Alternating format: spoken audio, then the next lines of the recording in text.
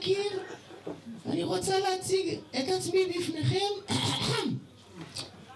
אני שרה, שם משפחה אימנו.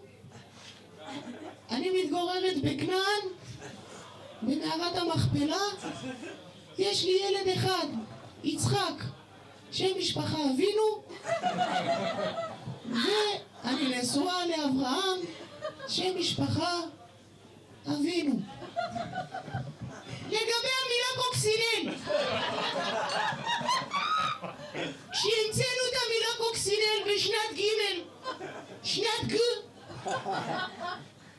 המילה בכלל לא הייתה גנאי למישהו ששינה את מינו. המילה הייתה מילה נרדפת למילה מאפן ונלוז.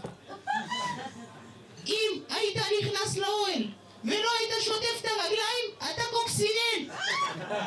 אבל אם שינית את הפוד שלך לבולבול, אתה לא קוקסינל, אתה טרנס. אבל אם הבולבול הזה השתין על האסלה ואחרי זה לא ניקית, אז אתה טרנס קוקסינל.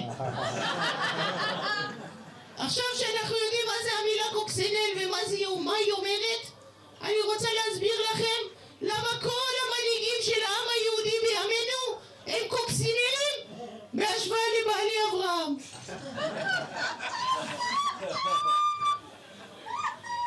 שקט.